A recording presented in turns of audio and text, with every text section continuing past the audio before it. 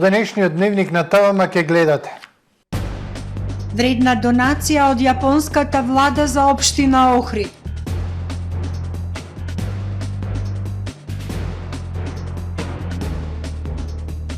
Јапонскиот амбасадор во посета на Охридската општа болница во увид на донираниот рентген апарат.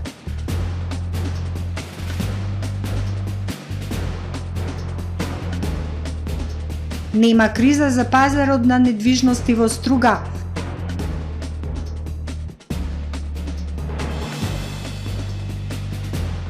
Грст признанија и награди за документарните филмови на Томе Љушев Шпанец.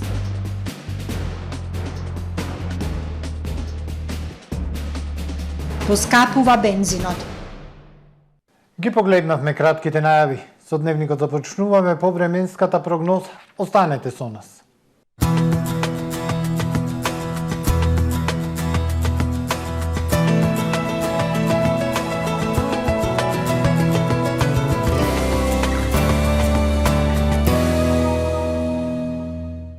Во Охрид е свежо утро, а во текот на денот времето сончево со појава на локална облачност и топло.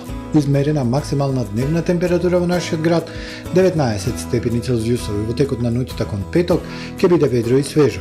Во петок во западна и централна Европа, како и над најголем дел од Апенинскиот и Балканскиот полуостров, нестабилно со врнежи од дожд, проследени со засилен ветер кој се очекува да ги има и во северна Европа. Во останатите делови од стариот континент претежно ведро со локална облачност.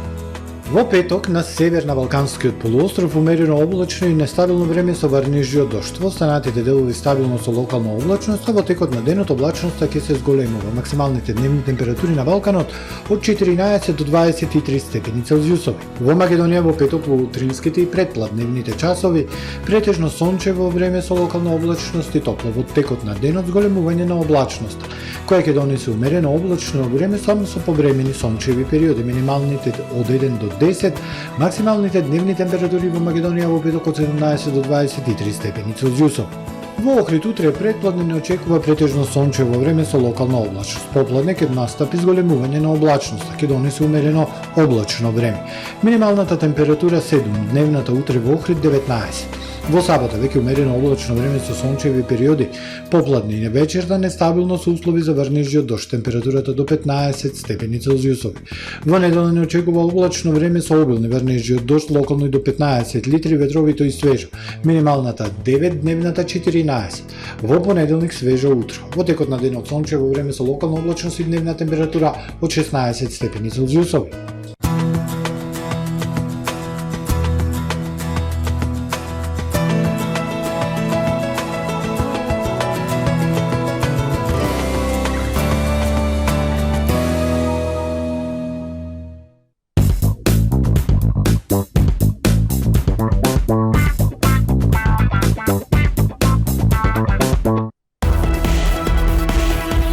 Ноември, месец на бесплатна реклама на ТВМ. Во време на тешка економска криза, ТВМ ја помага локалната економија со бесплатно отстапување на својот рекламен простор. Обратете се на нашите телефони за вашиот бизнис да стане видлив во регионов. Добре дојдовте во светот на Кармен Бау Центар. Во беспрекорно уреден продажен простор, купувањето во еден Бау Центар никогаш не било попријатно. Со гордост ви го представуваме нашиот шоурум Мараци, со најголем избор на плочки од мараци и санитарија од светски познатите брендови Грое, Колпасан, Идеал Стандард, Рока, Унитас. На располагање ви е нашиот архитект кој ќе ви помогне во осмислување на вашиот проект. Располагаме со најбогатата палета на ламинат во државава. Одберете од 100 различни дизајни на Swiss Chrono. Покрај стандардниот избор на фасадните системи Кнауф и Бекамент, ви нудиме богат избор на професионален алат на реномираните производители Bosch и Divol. Кармен Бау Центар на улица Железничка. Со големо задоволство глобалната тек компанија Slice најавува отворен ден за кариера во продажба во канцелариите во Охрид, на булевар Туристички веднаш до градскиот пазар. Доколку сте подготвени за кариера во меѓународно реномирана компанија, ве очекуваме на 4 ноември во канцелариите во Охрид со почеток од 14 часот. Запознајте дел од тимот, научете одлични совети и трикови во продажба, уживајте во одлична пица. Ентузијасти, ажурирајте ја својата биографија и бидете подготвени да ги покажете вашите вештини и да бидете вработени на лице место. Придружете се на Слайс тимот.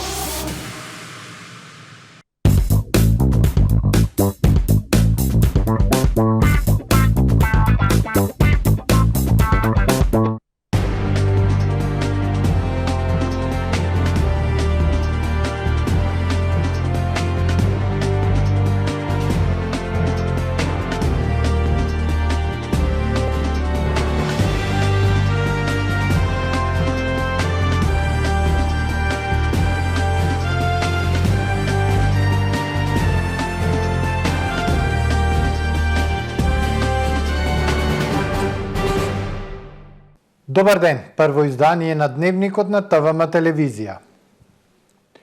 Охридското езеро и регионот се наше светско природно и културно наследство, но за жал се загрозени и меѓународната заедница треба да помогне да го задржи овој статус, порача од Охрид амбасадорот на Јапонија во земјава Хиронори Савада. Тој денеска со градоначалникот на Охрид Кирил Пецаков потпиша договор за грант за набавка на комунално возило за јавното предпријатие Нискоградба.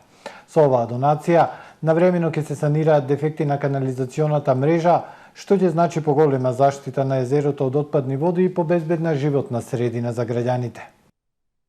Комунално возило за почиста и побезбедна животна средина и донира јапонската влада на општина Охрид. Денеска амбасадорот на Јапонија Хиронори Савада и градоначалникот на Охрид Кирил Пецаков го потпишаа договорот за грантот вреден 60.640 евра од програмата за мали проекти за човекова безбедност. Комуналното возило кој ќе го користи јавното предпријатие Нискоградба има за цел одржување на чистотата и заштита на животната средина, посочи во своето обраќање на церемонијата на потпишување градоначалникот Пецаков. Станува збор за крупна и исклучителна значајна субвенција кој се земе во предвид дека јавното предпријатие Нискоградба располага со застарени комунални возила. Новото комунално возило ќе овозможи навремена санација на дефектите во канализационата мрежа. Општина Охрид има 7 пумпни станици и 175,84 км канализациона мрежа. Бројот на дефекти на истата во последните години бележи зголемување, најчесто поради тврд отпад кој се собира во канализационата мрежа. Голема е честа што сум повторно во Охрид по повод потпишување на уште еден грант во рамки на јапонската програма за неповратна помош за развој на локалните заедници, истакна Хиронори Савада, амбасадорот на Јапонија во Македонија. Охридско езеро и регион се наше светско природно и културно наследство, но за жал се загрозени и треба меѓународна заедница да му помогне да го задржи овој статус.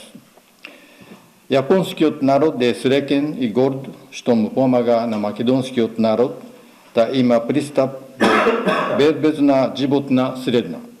Јавното предпријатие Нискоградба со ова возило ќе остварува својата цел за поефикасно работење и навремено санирање на дефектите, што ќе значи почиста и побезбедна животна средина, истакна директорот на предпријатието Александар Трпеновски. Со потреба на ова возило ќе се намалат трошоците за одржување старите дотраени возила во висина од 48%, а загадувањето на Охридското езеро би се намалило од прилика за 40%. Со тоа би се зголемила заштитата на неговата флора и фауна. Граѓаните на Охрид нема да бидат изложени на ризик од заболување поради загадување со фекали во своите дворови, домови и улици. Преку проектите од програмата за мали грантови, Јапонија има финансирано реновирање и набавка на опрема за училишта, градинки, здравствени установи, обезбеди специјализирани возила за управување со отпад и комунални услуги за 51 општина во Македонија. Јапонија е силно посветена во поддршката на Македонија во социјалниот и економскиот развој, што е многу важно за интеграцијата на земјата во Европската унија, порача од Охрид амбасадорот Савада. Јапонскиот амбасадор во посета на Охридската општа болница направи увид на затворање на грантот за набавка на подвижен рентген апарат за кој донираа над 60.000 евра. Само за неколку месеци со донираниот апарат се извршени 50 интервентни снимки за прецизно диагностицирање за време на операциите. Амбасадорот на Јапонија Хиронори Савада ја посети јавната здравствена установа Општа болница Охрид.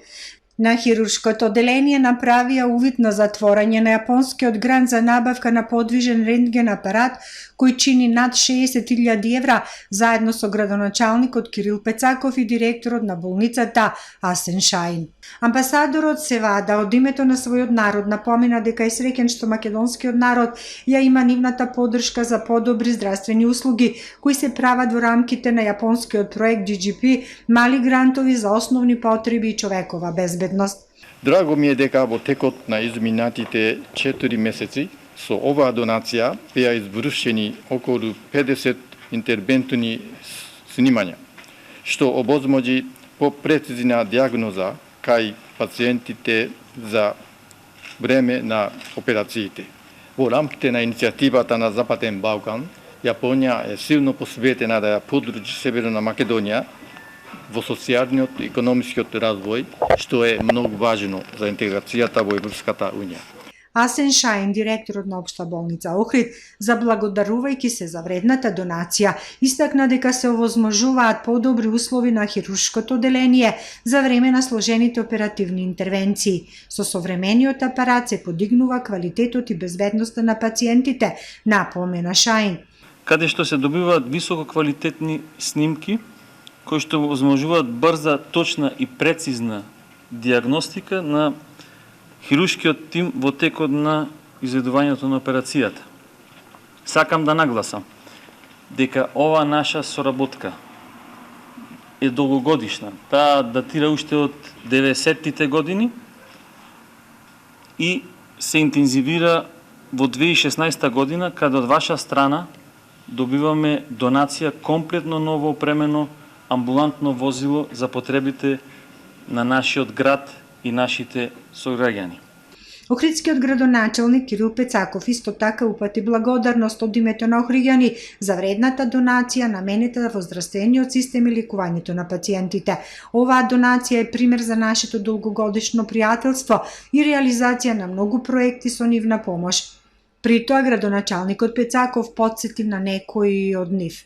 Проект за реновирање на санитарните азли во основното училиште Христо Узунов. Проект за набавка на медицинска опрема во медицински центар Охрид. Проект за набавување кревети и машини за копирање во детската градинка Јасна Ристеска. Проект за подобрување на медицинската средина преку набавка на пренослива рентген машина за општата болница и проект за обезбедување возило за чистење отпадни води во канализациониот систем за потребите на општина Охрид и јавното претпријатие Нискоградба. Јапонската амбасада преку програмата за финансирање на GGP проекти досега има финансирано 171 проект во износ од 8,5 милиони долари. Нема криза на пазарот за недвижности. Трендот за вложување расте, а со тоа забележителен е и растот на цените за 30%. Метар квадратен во туристичка Струга достигна рекордни 1500 евра. Иако младите се иселуваат, се зголемува побарувачката на недвижнини во Струга. Цените на становите растат. 1 метар квадратен на атрактивните локации на брегот на Охридското езеро и кејот на реката Црндрим достигна рекордни 1500 евра. И покрај енергетската и економската криза се купува и градежно и земјоделско земјиште. Најчести купувачи на луксузни апартмани во Струшко се печалбарите. Атрактивниот дел се движи од 1100 до 1500. Другите делови за Новоградба зборуваме почнуваат од 800 па расте. Тоа што ние ги нарекуваме стари станови, имаме две категории. Првата што е изградена пред 90 години, зависно од локација си држа добра цена. Според агенциите за недвижности во Струга, недостасуваат современо уредени населби со куќи и вили. Наша проценка е дека имаме потреба за нови комплекси со куќи. Значи, ни требаат комплекси со вили, уредено заеднички простор, одржување заедничко делове простор. Трендот за вложување во недвижнини расте, а со тоа забележителен е и раст на цените за 30%. До пред 3 години цените на поатрактивните станови во Струшко се движеа од 600 до 1000 евра за метар квадратен. Уникатниот документарен филмски наратив на охриѓанецот Томе Љушев Шпанец му донесе грст признанија на неодамно одржаните фестивали на аматерски краткометражен документарен филм во Валандово и Битола. Огромен е бројот на убавите македонски приказни кои чекаат да бидат раскажани од нашите синеасти, но потребна е поголема поддршка од заедниците и државата.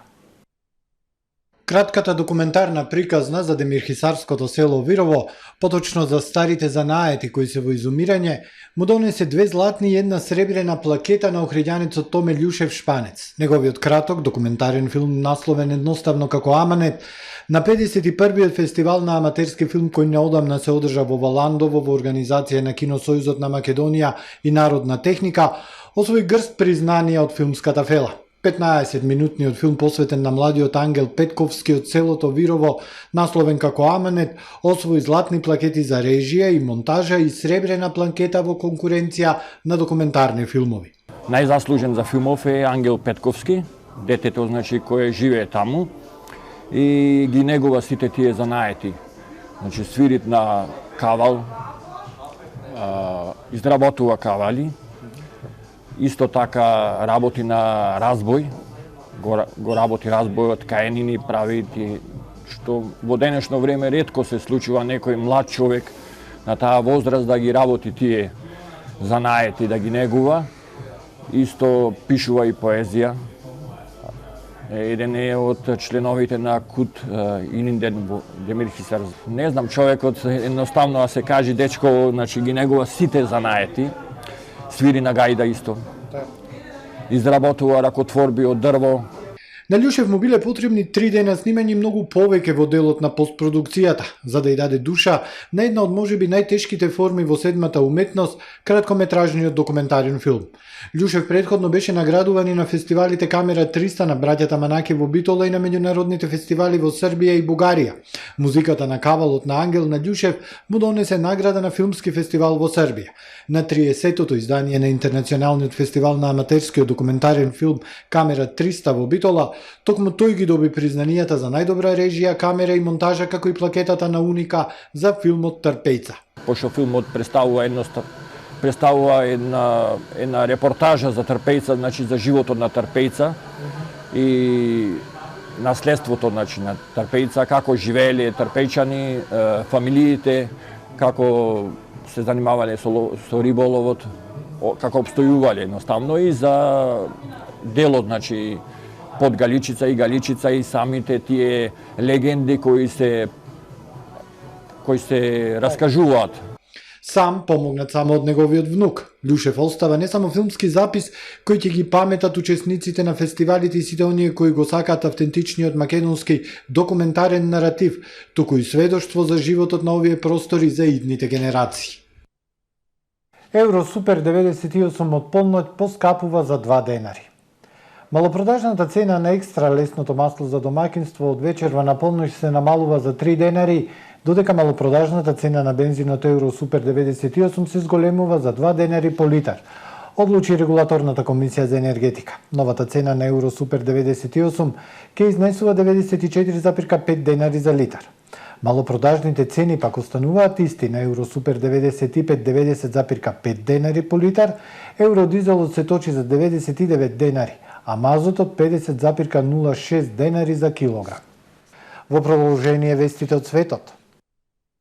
Продолжуваат тензиите на Корејскиот полуостров откако Северна Кореја јутрово лансираше балистички ракети, но и една интерконтинентална балистичка ракета, како одговор на заедничките воени вежби на Јужна Кореја, САД, Јапонија. Јужна Кореја и САД сметаат дека ваквиот потек на Пјонкјанг е најава за ново тестирање на нуклеарна ракета. Во меѓувреме, САД и Јужна Кореја информираат дека склучиле договор според кој заедничките воздухопловни сили се согласиле да продолжат вежбата која почна на 31 октомври поради неодамнешните провокации на северот.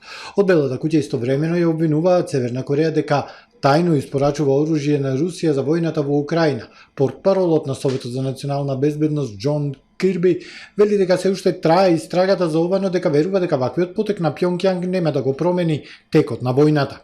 6 бродови натоварени со жито испловија од украинските пристаништа на Црното море по враќањето на Москва во договорот за извоз на жито, изјави денес турскиот министер за одбрана.